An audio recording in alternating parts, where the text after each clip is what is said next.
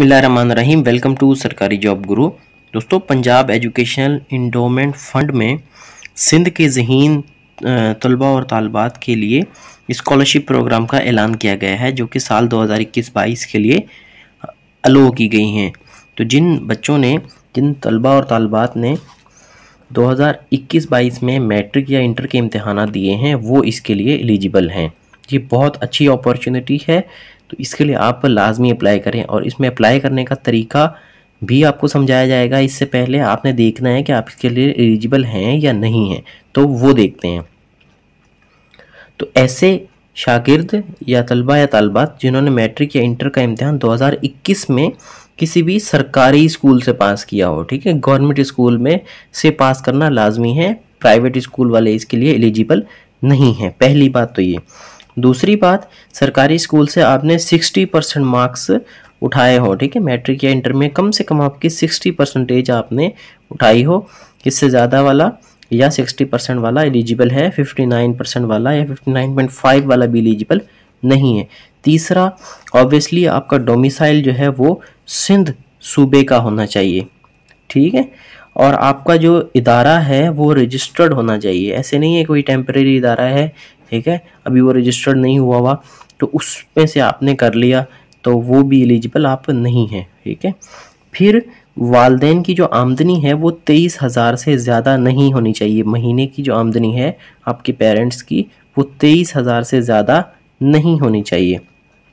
फिर है ग्रेड 1 से 4 के मुलाजमीन, यानी 1 से लेकर 4 तक का अगर आपके वालदेन मुलाजमीन हैं, ठीक है, या आप मुलाजिम हैं और आपके बच्चे इसमें अप्लाई करना चाह रहे हैं, तो आपकी जो आमदनी है वो 23,000 की शर्त आपके ऊपर लागू नहीं है। अगर मिसाल के तौर पे आपकी जो सैलरी है वो 24,000 है या 25,000 है, ठीक है, तो आपके ऊपर लाजमी नहीं है कि आप इस शर्त पे फॉलो करें कि 23,000 ही होनी चाहिए। नहीं, आपकी भले 30,000 आमदनी हो, लेकिन आप ग्रेड 1 से लेके 4 तक हैं, तो आमदनी मैं सिर्फ तनख्वाह की बात कर रहा हूँ, सॉरी, अगर 30,000 भी आपकी तनख्वाह है, ठीक है, और आप ग्रेड 1 से 4 के मुलाजिम हैं, तो आप इसके लिए अप्लाई कर सकते हैं, ठीक है। फिर आप 23,000 को बरोए कार नहीं लेकर आए, ठीक है, लेकिन आमदनी सिर्फ और सिर्फ तनख्वाह की बात हो रही है, ऐसे नहीं आप और भी कारोबार कर रहे हो।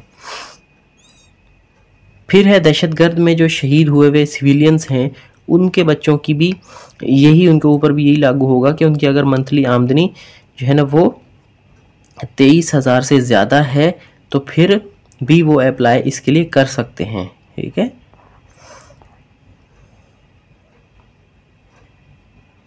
मौजूदा माली साल में कोई और अगर आपने स्कॉलरशिप हासिल की है तो आप इसके लिए एलिजिबल नहीं है। मतलब आप इसी साल में कोई और भी आपको स्कॉलरशिप मिल गई है तो फिर आप इस स्कॉलरशिप के लिए एलिजिबल नहीं है, ठीक है। लेकिन अब है कि कुछ स्पेशल कोटा भी जो है ना वो रखा गया है। कुछ शागिर्द जो हैं उनके लिए स्पेशल कोटा रखा गया है। वो कौन से शागिर्द हैं?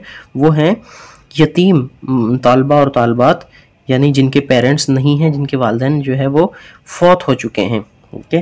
फिर है ग्रेड 1 से 4 के मुलाजमीन के बच्चे, जैसे पहले बात की। फिर है अक़लियती, यानी दूसरे मज़हब के लोग हैं, ठीक है, माइनॉरिटीज़ जिसको कह देते हैं, वो बच्चे और बच्चियाँ, ओके, शागिर्द और जो शागिर्दानियाँ जो हैं।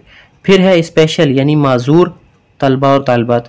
फिर या दहशतगर्दी में जो मारे जा चुके हैं सिविलियन, उनके बच्चे, इनको स्पेशल जो है ना प्रेफरेंस दी गई हो। बाकियों को जो है ना वो 60% कोटा पे उनको जो है ना वो फाइट करना पड़ेगा। जितने उनके मार्क्स ज़्यादा होंगे उतना उनके चांसेस ज़्यादा हो जाएंगे।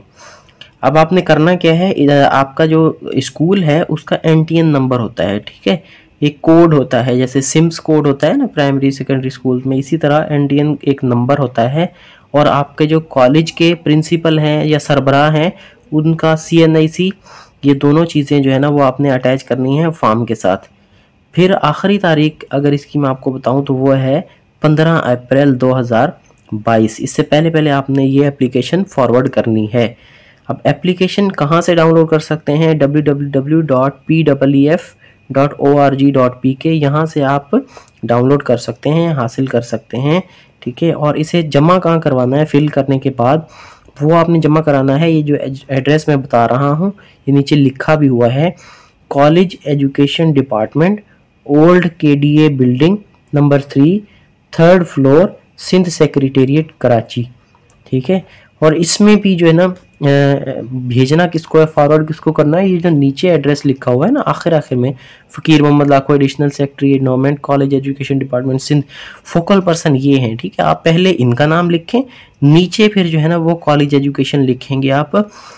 ये एड्रेस कौन सी लाइन में लिखा हुआ है, ये नीचे से आप अगर काउंट करना शुरू करें ना, ये जो लाइन लिखी हुई है 1 2 3 4, चौथी लाइन में लिखा हुआ है, जहाँ पर ये नंबर लिखा हुआ है ना 02199211222, इससे नीचे वाली लाइन में देखें college education department old KDA building number 3 3rd floor Sindh secretariat Karachi, यहाँ पर जमा कराना है। लेकिन ये एड्रेस आप नीचे लिखेंगे, पहले आप लिखेंगे Faqir Mohammad Lakho additional secretary endowment college education department Sindh.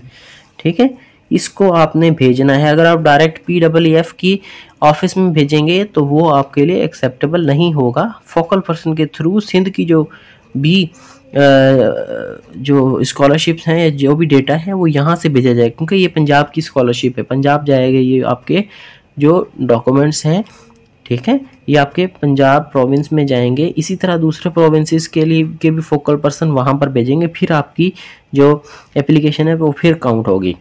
तो अगर तो ये वीडियो आपको पसंद आई है या आप इसके बारे में और इन्फॉर्मेशन चाहते हैं तो नीचे कमेंट सेक्शन में मेंशन आप कर सकते हैं अपना क्वेश्चन, हम ज़रूर आपका आंसर करेंगे। और जिसको फिल करने में मसला है एप्लीकेशन, वो भी मुझसे पूछ सकता है। फिल वक्त इतना ही, थैंक यू।